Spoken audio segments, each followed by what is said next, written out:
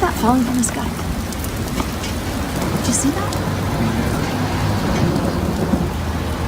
Is it birds? I think it's birds. Now, as you can see, I was a little bit confused as to what exactly it was falling, and it is pretty clear. If you watch the video here, you can see the first shot is of the big group of birds that falls, and then right here, that is, yeah, that's the individual one that fell, and it happened a couple of different times. More than 100 geese dropped dead out of the sky over the weekend in eastern Idaho. Officials describe the incident as a, quote, freak accident. Officials first came across around 50 carcasses in a parking lot in the city of Idaho Falls. They later found another 60 or so geese on rooftops. Yeah, it was crazy. Mother Nature's very harsh. Oh, it is. I know those poor birds. But I've lived in Idaho for my whole life, and I've been, you know, an outdoor kid camping all the time, been in some big storms. I have never seen anything like that. Idaho born and bred, never seen that before. Dead birds have been found scattered across downtown Little Rock. It's a bizarre story you'll only see here on Channel 7. If you're walking in the downtown Little Rock area, you may want to watch your step. These photos sent to KATV by Cindy Jamison Nobles show dead birds, cedar waxwings, scattered on the street. A seemingly bizarre sight.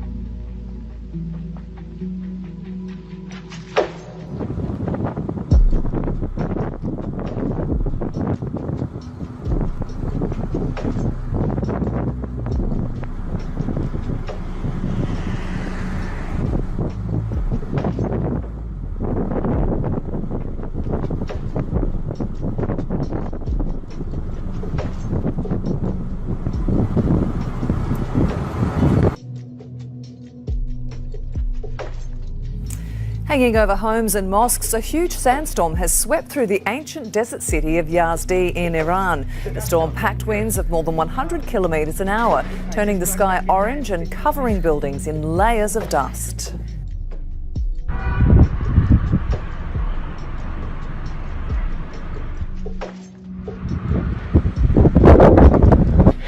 It's a dust storm, right? Yes. I just got back in time. Wow. So, did you feel it? An earthquake rattled the South Bay this morning. And I've got to tell you, we've had lots of small clusters of quakes here in recent months. We've had 2s and 3-something magnitude quakes, but I got to tell you, this was the strongest one that I felt. It was kind of a back and forth jolt. It lasted just a couple seconds, but again, it was pretty strong, and people from as far as San Francisco reported feeling it.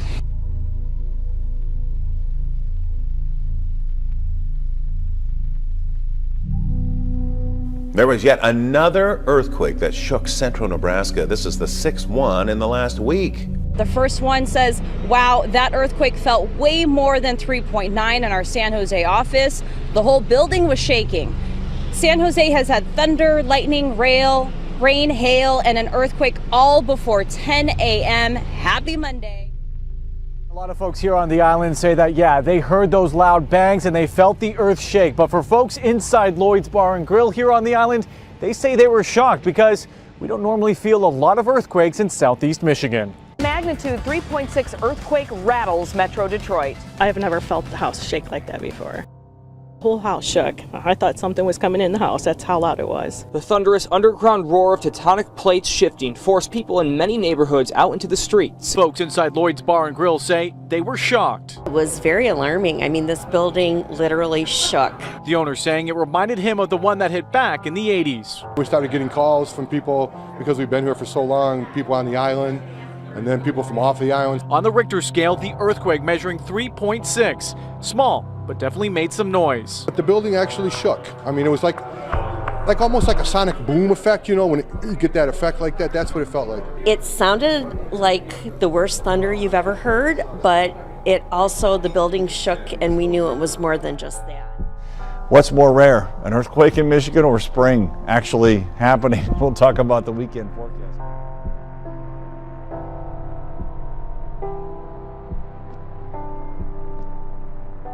Is pretty. This April snow is not the end of the world by any means, but a lot of people out there tonight are wondering if winter will ever end. Still wearing winter gear in April. I thought these would be put away for now. This is ridiculous. It's almost May. It's actually snowing out here. Snow in April does not work for me. In Waukegan, birds were the only confused creatures on the beach. Fog making its way into the air, and soon drizzle from the afternoon turned to snow at night. A bit of a shock for this golfer in Gurnee. I'm ready to move. So a lot of people think that they're a little bit confused about what's going on out here. I think Mother Nature's a little bit confused. Alicia might be able to open our eyes on what's going on here. For now, I'll just tell you what we're seeing. We're live in Gurnee. Natalie Martinez, NBC 5 News. All of the above. Thanks, Natalie. At midnight, the Hawaiian island of Kauai will again be under a flash flood watch. Parts of the island were swamped last weekend by more than 2 feet of rain. This is the state of emergency still unfolding in Kauai, leaving the Hawaiian island with roads underwater, vehicles overturned, and homes washed away. The most severe flooding leaving some tonight still waiting for rescue. In what was once his front yard, surfing legend Laird Hamilton could only get around on jet ski and boat after a massive rain. It's hard to conceive that that much water could come from the sky, and I mean, it was like an ocean back there. Nearly 27 inches devastated the north side of Kauai Island. After nearly 30 inches of rain in 24 hours, disaster in paradise with more trouble on the horizon.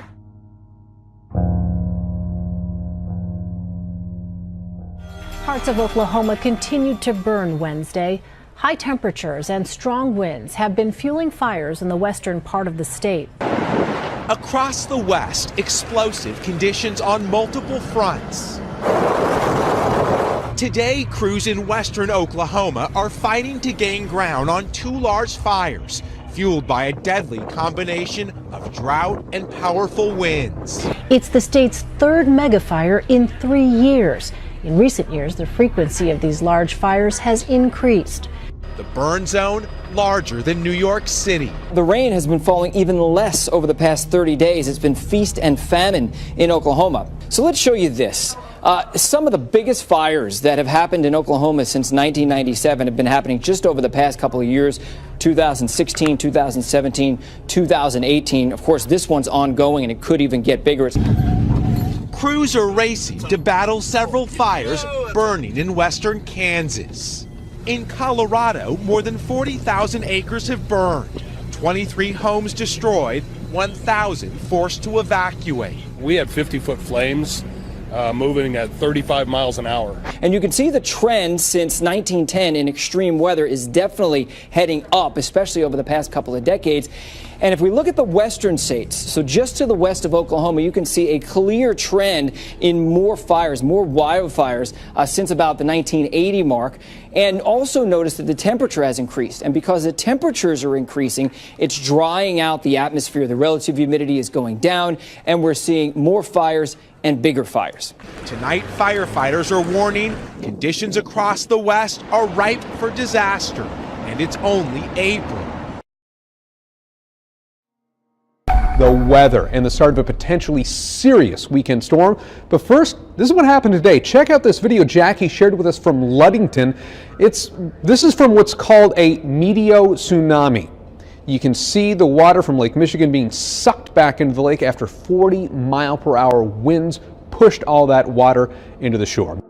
This weekend storm pushed some of the worst waves she's ever seen into her backyard. It was so loud. The waves were coming in so high. With over 24 hours of gusty northeasterly winds creating dangerous waves, topping the lakefront and eroding away some of the land. This system has already created a wild weather phenomenon along Lake Michigan. Yeah, guys, this is really interesting. So this was taken just minutes apart. You can see water encompassing, almost overtaking the pier here in Ludington, and then that water pulled back out as the lake tries to find equilibrium. The floodwaters left by the weekend storm. It's the worst some areas of Monroe County have seen since the 1970s. Adding insult to injury, Mother Nature just keeps piling on. Oh, isn't this lovely? The water's receding, but the snow is dumping.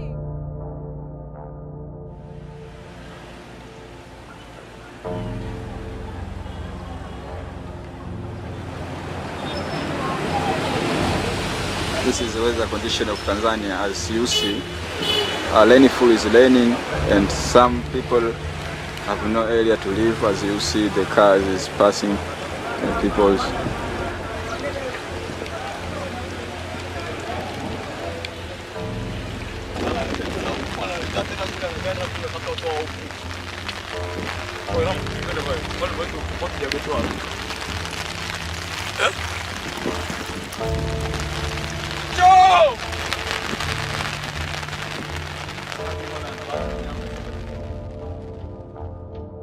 Otherwise, the sunshine is looking nice for the weekend. Interesting shot from Kelowna, just taken yesterday. Terry Knox sent us this, and if you're wondering, that is a sunset, but there's probably a terrain feature in this mountain that's just blocking part of it, and that's why it's split.